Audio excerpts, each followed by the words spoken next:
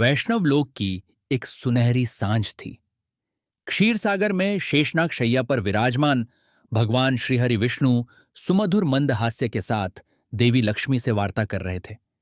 चारों ओर शांत वातावरण था, लेकिन उस शांति में भी देवी लक्ष्मी के मन में एक जिज्ञासा उदित हो रही थी। उन्होंने कोमल स्वर में प्रश्न किया, हे प्रभो, प्राणियों के सद्कर्म और दुष्कर्म उनके अगले जन्म को कैसे प्रभावित करते हैं? मैंने सुना है कि कुछ पाप कर्म ऐसे होते हैं जिनसे आत्मा को मनुष्य जन्म नहीं मिलता, बल्कि पशु योनि में गिरना पड़ता है। क्या आप मुझे विस्तार से वह कथा सुनाएंगे जिसमें ऐसे कर्मों का फल बताया गया हो? यह कहकर लक्ष्मी जी ने विनम्रतापूर्वक अपनी बड़ी आकर्षक आंखों से विष्णु की ओर देखा। विष्णु जी ने मंद मुस्कान के साथ देवी की जिज्ञासा को स्वीकारा। उन्होंने प्रेम पूर्वक उत्तर दिया, हे देवी, तुमने सत्य सुना है। मनुष्य अपने कर्मों द्वारा अगला जन्म तय करता है। जो जैसा कर्म करता है उसे वैसा ही फल भोगना पड़ता है। वास्तव में कुछ पाप इतने घोर होते हैं कि उनसे मानव आत्मा गिरकर तिर्यक योनि यानी पशु पक्षियों की योनि में जन्म लेती है। मैं तुम्हें एक प्राचीन राजा की कथा सुनाता हूं जिसने अपने अहंकार में आकर 5 महापाप किए। परिणाम स्वरूप उसे मनुष्य योनि से वंचित होकर पशु योनि में जन्मों जन्मों तक भटकना पड़ा। ध्यान से सुनो। इतना कहकर भगवान विष्णु कथा आरंभ करते हैं। देवी लक्ष्मी ध्यान मग्न होकर श्रवण करने लगती हैं।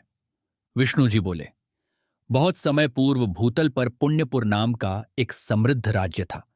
वहां के राजा का नाम वीरमाण था। प्रारंभ में राजा वीरमाण धर्मनिष्ठ और न्यायप्रिय हुआ करता था, परंतु अपार वैभव, शक्ति और यश पाकर धीरे धीरे उसके हृदय में अहंकार घर करने लगा। दुर्भाग्यवश एक समय ऐसा आया जब राजा वीरमाण अपने धर्म से विमुख होने लगा। उसने भगवान में आस्था खो दी और अपने पुरुषार्थ को ही सब कुछ मानने लगा। राजदरबार में प्रतिदिन होने वाले पूजा पाठ और वेद पाठ को उसने बंद करने का आदेश दिया। मंदिरों के दान भी कम होने लगे। एक दिन राज्य के पुरोहित महात्मा वशिष्ठ ने राजा को समझाने का प्रयास किया।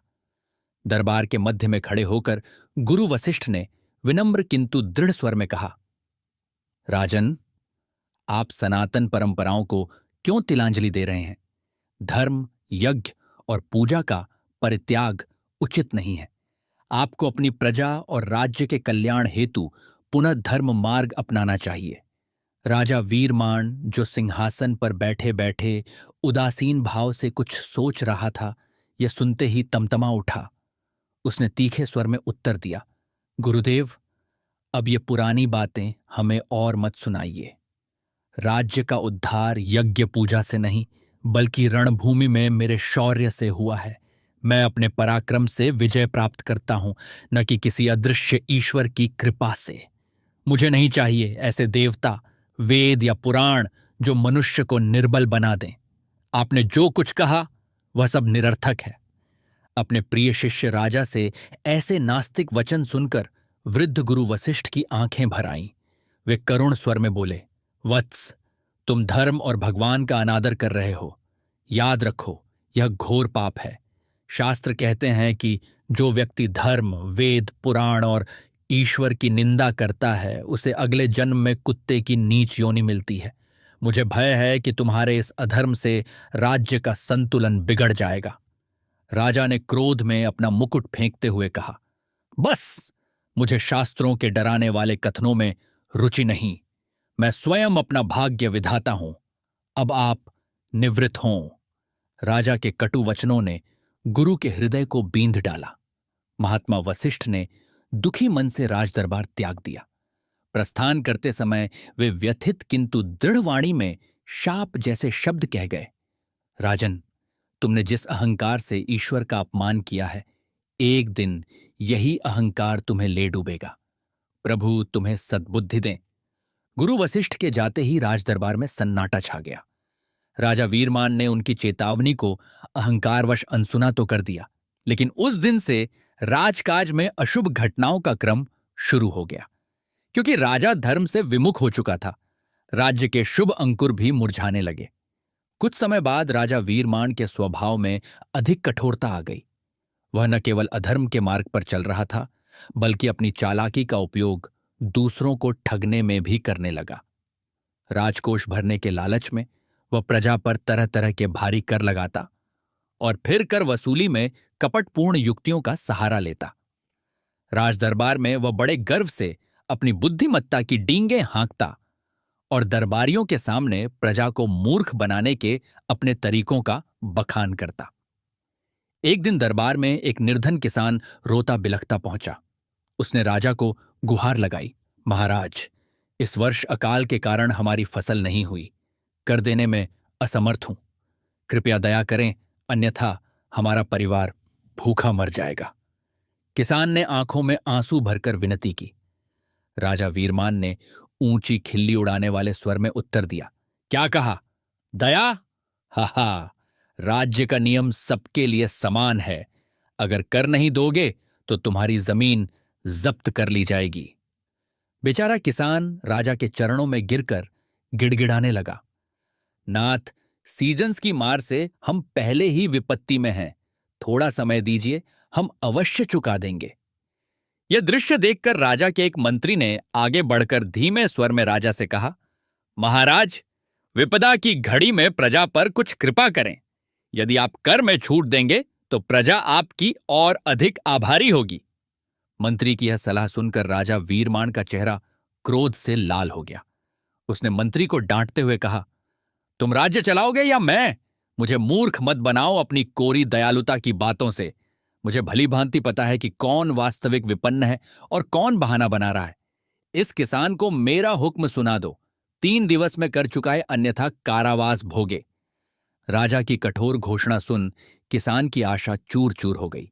वह बिलखता हुआ दरबार से बाहर निकला। दरबारियों में खुसुर पुसुर होने लगी कि राजा अन्याय कर रहा है, लेकिन किसी की भी साहस नहीं हुआ कि राजा को रोक सके।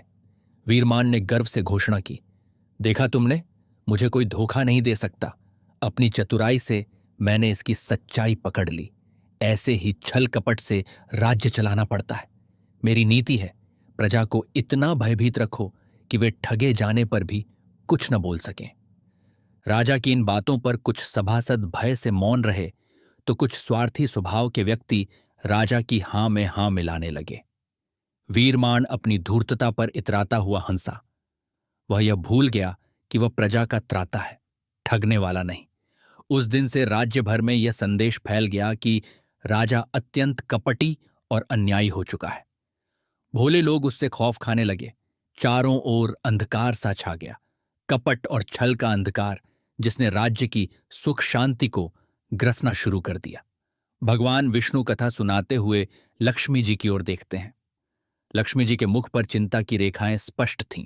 वे बोलीं, प्राणनाथ, राजा अपने धर्म से गिर चुका है और प्रजा को छल रहा है।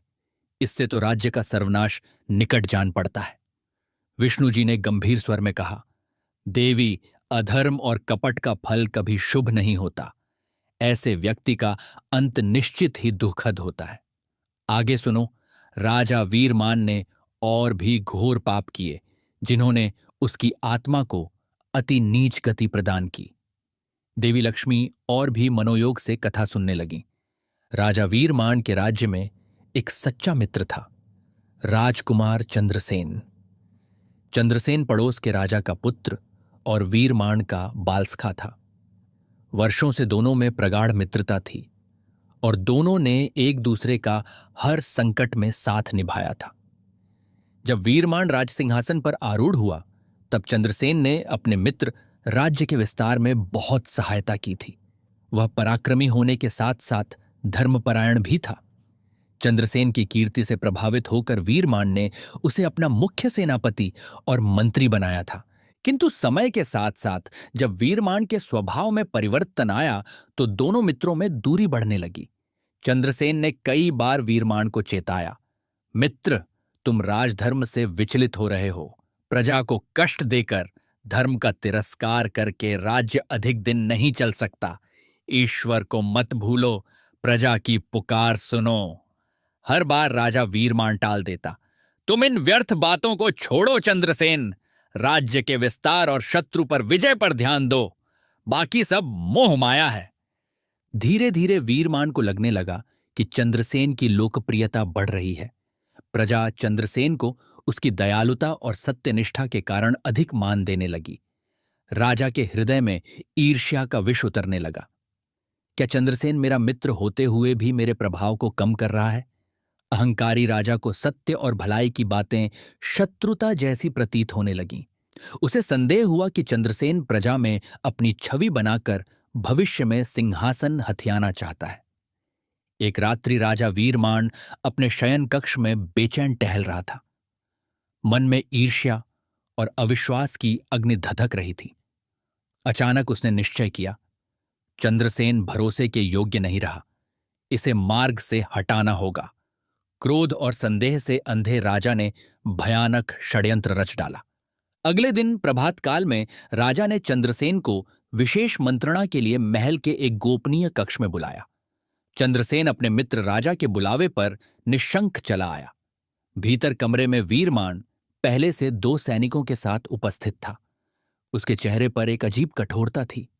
चंद्रसेन ने मुस्कुराते हुए कहा, मित्र, इतनी सुबह बुलाया है, अवश्य कोई महत्वपूर्ण योजना होगी। बताइए, मैं आपके लिए क्या कर सकता हूं? राजा वीरमान ने आंखें तरेर कर जवाब दिया, हां, योजना है तुम्हें समाप्त करने की। शब्द मानो बिजली बनकर चंद्रसेन पर गिरे। वह हक्का बक्का रह गया। क्या मतलब? यह आप क्या कह रहे हैं महाराज? राजा ने क्रोध भरी फुंकार के साथ इशारा किया और साथ आए 2 विशालकाय सैनिकों ने पीछे से चंद्रसेन के बाजू पकड़ लिए। चंद्रसेन अचंभित था। मित्र, ये क्या कर रहे हो? मुझ पर आक्रमण क्यों? उसकी आंखों में पीड़ा तैर आई। वीरमान गुर्राया, मित्र, तुम मेरे शत्रु हो। मेरी पीठ पीछे मेरी प्रजा को यह सिखाते फिरते हो कि राजा अन्यायी है, राजा अधर्मी हो चला है। मैंने सब सुन लिया है। मेरी कमजोरी बनकर तुम मेरे राज्य का अनिष्ट चाहते हो। मैं मूर्ख नहीं हूं जो तुम्हारी कपटपूर्ण चाल न समझूं। आज तुम्हारी कहानी खत्म। चंद्रसेन की आंखों में आंसू आ गए। उसने आवेश में सिर हिलाकर कहा, यह आपका भ्रम है मित्र। मैं तो सदा आपका शुभ चिंतक रहा, कभी कोई छल नहीं किया। आपको पथभ्रष्ट देखकर मुझे पीड़ा हुई और अपना कर्तव्य समझ आपको चेताया था, किंतु आपने मेरे स्नेह पर शक किया। हमारी मित्रता की सौगंध, मैंने कभी कोई द्रोह नहीं किया महाराज। राजा वीरमान का चेहरा क्रूरता से विकृत हो चुका था। उसने व्यंग्यपूर्वक कहा, शपथें अब व्यर्थ हैं चंद्रसेन। मैं तुम्हारे छल को देख चुका हूं। मित्रता का स्वांग भरने वाले कपटी, तुम्हारा अंत निकट है। सैनिकों ने राजा की आज्ञा पाकर निष्पाप चंद्रसेन पर तलवार से वार कर दिए। चंद्रसेन गंभीर घायल होकर भूमि पर गिर पड़ा। उसने लहूलुहान होते हुए भी दुर्बल स्वर में कहा, वीरमान, तुमने मित्रता कलंकित कर दी। ईश्वर तुम्हें क्षमा करे। इतना कहकर चंद्रसेन ने प्राण त्याग दिए। चंद्रसेन की निस्वार्थ मित्रता को राजा वीरमान ने इस तरह धोखे से समाप्त कर दिया। जब राजमहल में यह भयानक समाचार फैला तो सभी दहल गए। प्रजा में रोष फैल गया कि राजा ने अपने सच्चे मित्र और राज्य के हितैषी का ही वध कर डाला। पड़ोसी राज्य के राजा, जो चंद्रसेन के पिता थे, वे भी शोकाकुल और क्रोधित हुए, किंतु वीरमान अपने ही अभिमान में चूर था। उसे अपने मित्र वध पर कोई पश्चाताप नहीं हुआ। उलटे वह संतुष्ट था कि एक संभावित प्रतिस्पर्धी रास्ते से हट गया।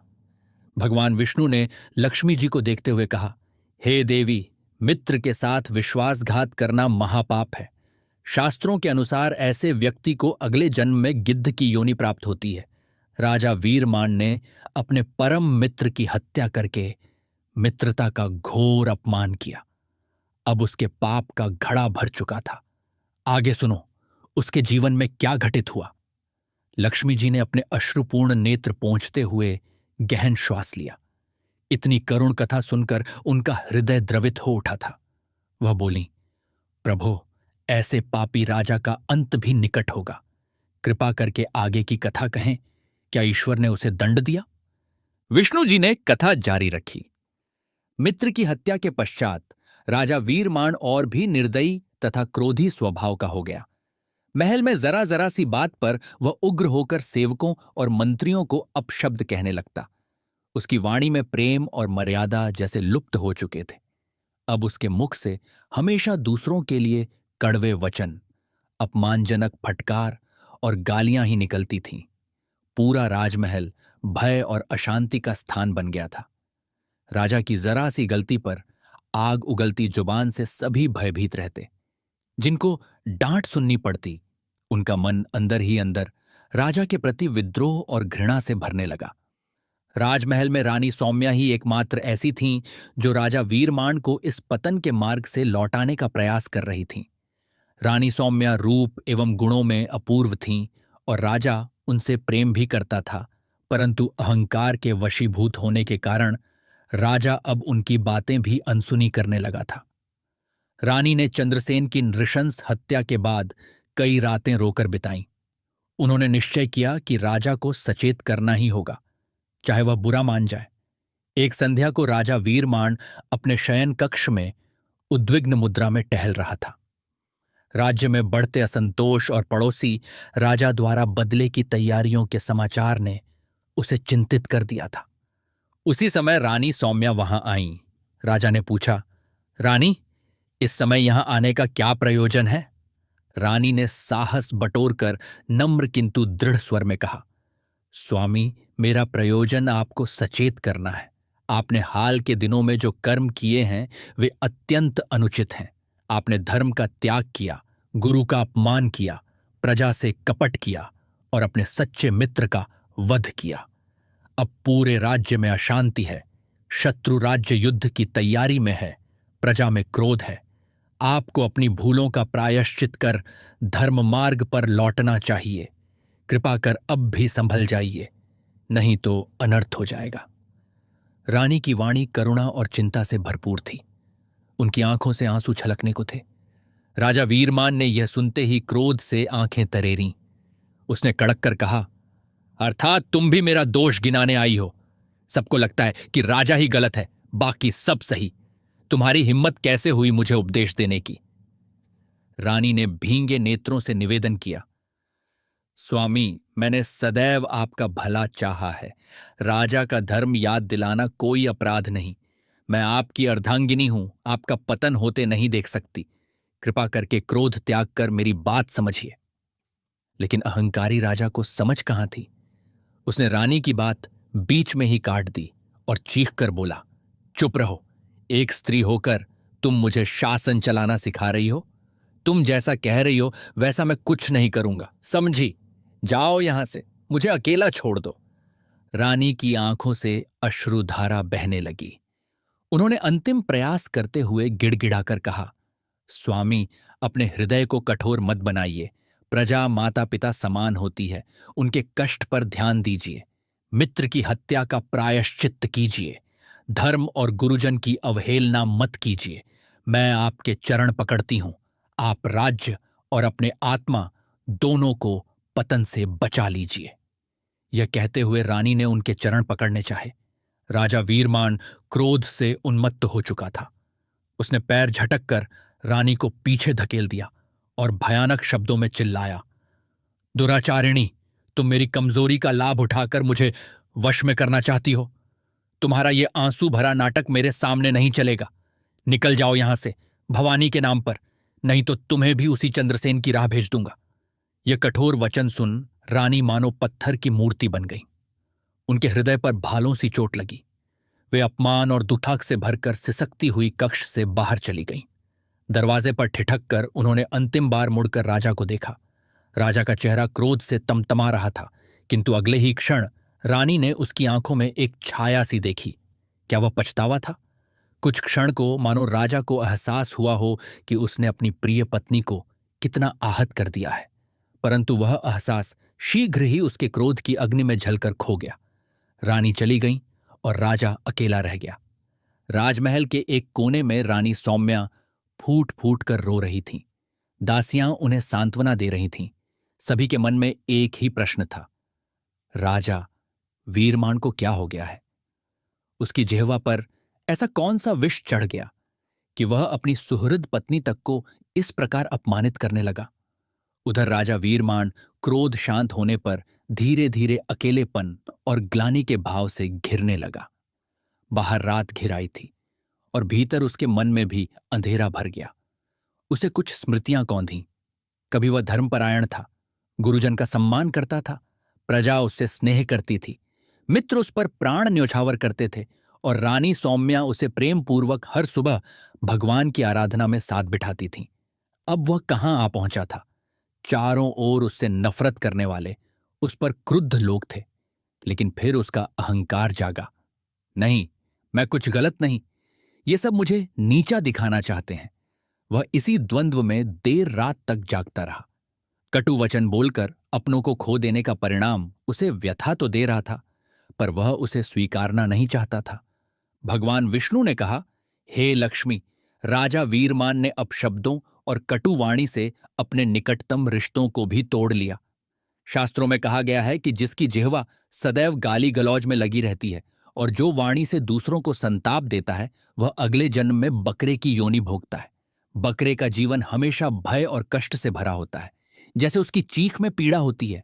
वीरमान अपनी अशिष्ट वाणी द्वारा वही पीड़ा अपने भविष्य के लिए संचित कर रहा था। लक्ष्मी जी ने दुख भरे स्वर में कहा, स्वामी, ऐसे दुष्ट राजा का अंत अब निकट ही होगा। उसके पापों का परिणाम उसे अवश्य मिलेगा। विष्णु जी ने सहमति में मस्तक हिलाया। देवी, ईश्वर के दरबार में देर है, अंधेर नहीं। अब इस कथा का अंतिम चरण सुनो, जब राजा को उसके कर्मों का प्रत्यक्ष फल मिला। राजा वीरमान के पाप अपना प्रभाव दिखाने लगे। कुछ ही समय बाद पड़ोसी राजा, जो चंद्रसेन के पिता थे, ने पुण्यपुर पर आक्रमण कर दिया। प्रजा पहले से असंतुष्ट थी ही, इसीलिए राजा वीरमान की सेना में जोश नहीं था। भीषण युद्ध छिड़ा। वीरमान ने क्रोध में आकर युद्ध तो प्रारंभ कर दिया, किंतु उसकी सेना जल्दी ही बिखरने लगी। जिन मंत्रियों और योद्धाओं को उसने अपमानित किया था, वे भी मन से राजा का साथ नहीं दे रहे थे। युद्ध के मध्य में राजा वीरमान लगभग अकेला पड़ गया। अपने महल से दूर रणभूमि में चारों ओर रक्तपात और चीख पुकार मची थी। तभी पड़ोसी राज्य के क्रोध से आग बबूला राजा ने स्वयं वीरमान पर आक्रमण कर दिया। दोनों राजाओं में घोर द्वंद्व हुआ। वीरमान शूरवीर था, परंतु आज उसके पौरुष का साथ देने के लिए न धर्म था न भाग्य। शीघ्र ही शत्रु राजा की तलवार वीरमान के कवच को भेदती हुई उसके शरीर में उतरी।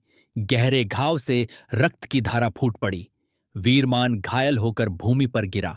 घायल अवस्था में उसकी आंखों के आगे अंधेरा छाने लगा। शत्रु राजा ने उद्घोष किया, हत्यारे और पापी वीरमान का अंत हो चुका है। यह सुनते ही दोनों सेनाओं के बीच युद्ध रुक गया। पड़ोसी राजा ने बदला ले लिया था, अतः वे लौट गए। उधर पुण्यपुर के बचे हुए सैनिक अपने गंभीर रूप से घायल राजा को उठाकर महल वापस लाए। राजमहल में कोहराम मच गया। रानी सौम्या भागती हुई आईं और लहूलुहान राजा के सिर को अपनी गोद में रखा। सेवकों ने वैद्य को बुलाया। अचेत पड़े राजा वीरमान की सांसें उखड़ रही थीं। वैद्य ने इलाज का भरसक प्रयत्न किया, किंतु घाव प्राणघातक था। राजा ने क्षीण स्वर में आंखें खोलने की चेष्टा की। उसे पल भर को होश आया। उसने स्वयं को महल के विशाल प्रांगण में लेटे देखा। सिरहाने रोती हुई रानी थी। पास ही कुछ वफादार मंत्री और सेवक चिंताग्रस्त खड़े थे। वीरमान को अपने अंत का आभास हो चला। मरणासन्न अवस्था में उसकी बुद्धि पर पड़े अज्ञान के आवरण कुछ पल के लिए हट गए। उसे एक एक करके अपने सारे कृत्य स्मरण आने लगे। गुरु वशिष्ठ का अपमान, प्रजा का शोषण, मित्र चंद्रसेन की हत्या, रानी सौम्या के प्रति कटुवचन, इन सब का दारुण परिणाम आज उसके समक्ष था। वह बड़बड़ाया, मैं पापी हूं, मुझसे भूल हुई। रानी ने रोते हुए उसके हाथ अपने हाथों में लेकर कहा, स्वामी, हम सब आपको क्षमा करते हैं, आप धैर्य रखें। राजा की आंखों से अश्रु बह निकले। उसने कराहते हुए कहा, मुझे ईश्वर से क्षमा चाहिए। देवी, क्या ईश्वर मुझे क्षमा करेंगे? परम दयालु रानी ने अपने आंचल से राजा के बहते रक्त और आंसू पोंछते हुए कहा, भगवान महान हैं, अगर हृदय से प्रायश्चित्त करोगे तो अवश्य क्षमा करेंगे। राजा दर्द से कराहते हुए बोला, मेरी आंखों के आगे अंधेरा है, मैं कुछ देख नहीं पा रहा। क्या मृत्यु आ गई? रानी ने सुबकते हुए राजा का शीश अपनी गोद से लगाकर कहा, अपने हृदय में भगवान का स्मरण कीजिए नाथ, यही समय है, आत्मा को प्रभु में लगा दीजिए। राजा वीरमान ने अंतिम शक्ति बटोरकर नारायण नारायण कहा और प्राण त्याग दिए। उसके निर्जीव शरीर को देख रानी और उपस्थित लोग विलाप करने लगे। एक युग जैसा अत्याचारी अध्याय समाप्त हो चुका था, लेकिन राजा वीरमान की आत्मा की यात्रा तो अभी प्रारंभ हुई थी। राजा के मरते ही उसकी आत्मा सूक्ष्म रूप में शरीर से निकलकर ऊपर उठी। उसने देखा कि उसका नश्वर शरीर भूमि पर पड़ा है और चारों ओर रोष मिश्रित शोक का वातावरण है। इससे पहले कि वह कुछ समझ पाता, दो भयंकर यमदूत वहां प्रकट हो गए। काले विशाल काय, हाथ में गदा, आंखों से क्रोधाग्नि निकलती हुई, गले में विषधर सर्पों की माला। उन्होंने आत्मा को कसे हुए स्वर में ललकारा, वीरमान, तुम्हारे पापों का लेखा जोखा पूरा हो चुका, चलो हमारे साथ यमराज के दरबार में। एक यमदूत ने लोहे की जंजीर जैसी रस्सी से राजा की आत्मा को जकड़ लिया। आत्मा ने छूटने को छटपटाते हुए कहा, मुझे जाने दो, मैं अपने शरीर में लौटना चाहता हूं, मुझे कुछ शेष काम करने हैं। लेकिन उसकी पुकार अनसुनी रही। दूसरे यमदूत ने भयंकर अट्टहास करते हुए कहा, अब बहुत देर हो चुकी पापी, जीवन का समय खत्म, अब तुम्हें यमलोक चलना ही होगा। इतना कहकर उन दुर्दांत यमदूतों ने राजा की आत्मा को घसीटते हुए वहां से अंतर्धान हो गए। पलक झपकते ही राजा वीरमान की आत्मा ने स्वयं को यमपुरी में एक विशाल न्याय सभा के सम्मुख खड़ा पाया। सामने धर्मराज यमराज अपने उच्चासन पर विराजमान थे। समीप ही चित्रगुप्त लेखा पत्र लिए तैयार खड़े थे। यमराज के तेज से पूरी सभा दीप्तिमान थी। पापात्मा वीरमान भय से कांपता हुआ न्यायालय को देखने लगा। समीप ही उसने अन्य अनेक आत्माओं को भी खड़ा देखा, जिनके मुख पर दुख और पछतावे के भाव थे। वीरमान ने घबराकर सोचा, मैं कहां आ पहुंचा हूं। तभी यमराज के मुख से गंभीर वाणी निकली, पापी वीरमान को आगे लाओ। यमदूत राजा की आत्मा को धकेलते हुए आगे ले आए। कांपते हुए वीरमान ने हाथ जोड़कर कहा, महान धर्मराज, मैं क्षमा योग्य हूं क्या? अभी वह बोल ही रहा था कि चित्रगुप्त ने कड़क स्वर में कहा, चुप रहो पापात्मा, यहां सिर्फ तुम्हारे कर्म बोलेंगे। चित्रगुप्त ने खड़खड़ाते हुए ताड़पत्रों को खोला और पुकार कर वीरमान के जीवन के कर्मों का विवरण सुनाने लगे। चित्रगुप्त ने लेख बंद करते हुए निष्कर्ष स्वर में कहा, अतः यह कई महापापों का भागी है। इसके पुण्य क्षीण हो चुके हैं, पाप शेष हैं जिनका फल इसे भोगना है। यमराज कुछ क्षण गंभीर मुद्रा में आंखें बंद किए ध्यानमग्न रहे। फिर उन्होंने अपनी दंडनीति हाथ में उठाई और पापी आत्मा वीरमान को संबोधित करके कठोर वचन में कहा, वीरमान, तुमने अपने जीवन में घोर दुष्कर्म किए हैं। तुम्हारे इन्हीं कर्मों के कारण मृत्यु पूर्व तुम्हें यंत्रणाएं भोगनी पड़ी, राज्य नष्ट हुआ, किंतु पापों का पूरा फल अभी बाकी है। क्योंकि तुमने अंत समय में क्षण भर को ईश्वर का नाम लिया, तुम्हें नरक की आग से तो बचा लिया गया है, परंतु तुम्हें अगले कई जन्म नीच योनियों में बिताने होंगे, ताकि तुम्हारी आत्मा इन पापों का दंड भोगकर शुद्ध हो सके। वीरमान की आत्मा थर थर कांप रही थी। उसने हाथ जोड़कर दया की याचना की, महादेव, कृपा करें, मैं अपने पापों पर अत्यंत लज्जित हूं। क्या कोई मार्ग नहीं कि मैं फिर से मनुष्य जन्म पा सकूं? यमराज का स्वर गर्जना सा हुआ, जब तक तुम्हारे पापों का पूर्ण प्रायश्चित नहीं हो जाता, तुम्हारा मानव जीवन का अधिकार छिन चुका है। सुनो मेरा निर्णय, तुम्हें क्रमशः 5 नीच योनियों में जन्म लेना होगा, उन्हीं पापों के फलस्वरूप जिनका वर्णन अभी हुआ। पहले धर्म और ईश्वर का अपमान करने के कारण तुम्हारी आत्मा कुत्ते की योनि में जाएगी। कुत्ते के रूप में तुम तिरस्कृत जीवन जियोगे, दर दर भटक कर अपमान सहोगे और झूठा अवशिष्ट भोजन खाकर पेट भरोगे।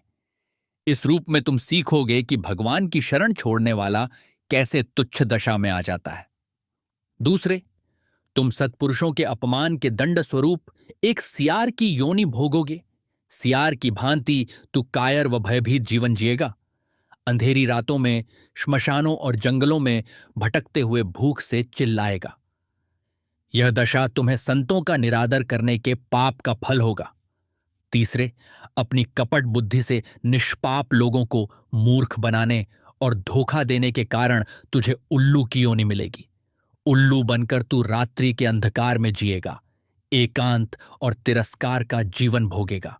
जिस प्रकार उल्लू को अशुभ और मूर्खता का प्रतीक माना जाता है, वैसे ही लोग तुझे देखकर घृणा करेंगे और तेरी करतूतों को याद करेंगे। चौथे, अपने परम मित्र के साथ किए विश्वासघात के दंड स्वरूप तू गिद्ध की योनि में जन्म लेगा। गिद्ध बनकर तू मृत मांस भक्षी बनेगा। जीवन भर मर कार्कसिस खोजकर पेट भरेगा। तू दूसरों के शवों पर निर्भर रहेगा। जैसे तेरे मित्र चेष्टा के मरते समय तूने उस पर क्रूरता दिखाई, उसी प्रकार अब तुझे हर पल क्रूर परिस्थितियों में जीना होगा। गिद्ध योनि में तुझे तृष्णा और अपमान का फल भोगना पड़ेगा। पांचवें, अपनी वाणी के दुरुपयोग, गाली गलौज और कटु वचन बोलकर दूसरों को पीड़ा देने के कारण तू एक बकरे की योनि में जन्म लेगा। बकरे के रूप में तुझे निरंतर भय और क्लेश में रहना पड़ेगा। तू बांधा जाएगा, काटा जाने का भय तेरे सिर पर मंडराएगा।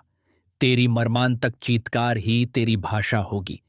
यह सब तेरी कटुभाषिता का उचित दंड होगा।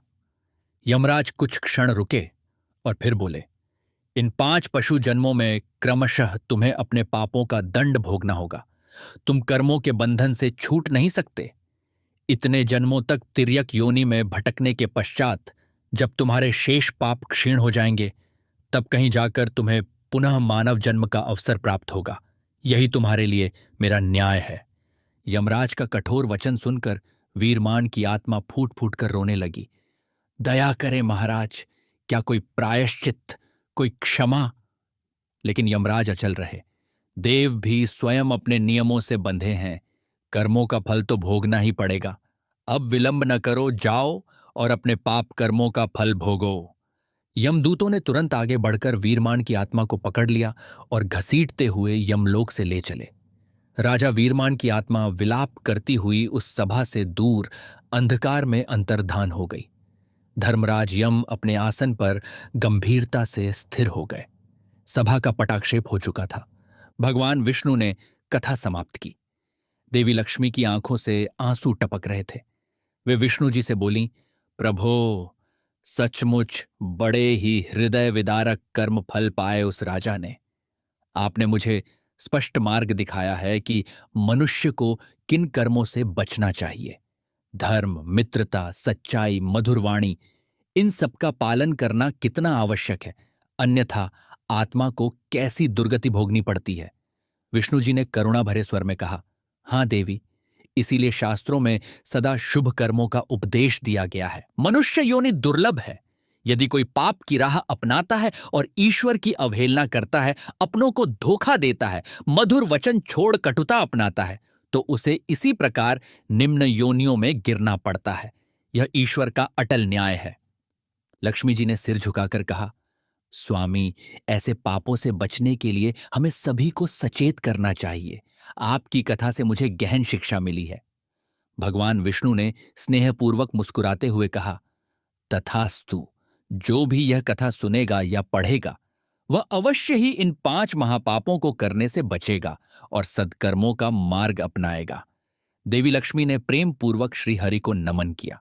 चारों ओर दिव्य प्रकाश फैल गया और कथा का अंत हुआ। उपसंहार में इस कथा से यही शिक्षा मिलती है कि हमें कभी भी अहंकार और अधर्म के मार्ग पर नहीं चलना चाहिए। धर्म का सम्मान, सत्पुरुषों का आदर, मित्रता में निष्ठा, वचन की मधुरता और सत्यनिष्ठा, ये मनुष्य को महान बनाते हैं। जो इन मूल्यों को तजकर पाप करेगा, उसे ईश्वरीय न्याय अवश्य ही निम्न योनि के दुखों के रूप में भुगतना पड़ेगा। अतः हर जीव को शुभ कर्म करते हुए ईश्वर की शरण में रहना चाहिए, ताकि आत्मा का कल्याण हो। यदि आपको यह कथा ज्ञानवर्धक और रोचक लगी हो, तो कृपया इसे लाइक करें, अपने मित्रों के साथ शेयर करें, इस पर कमेंट में अपने विचार अवश्य लिखें और हमारे चैनल को सब्सक्राइब करना न भूलें। धन्यवाद।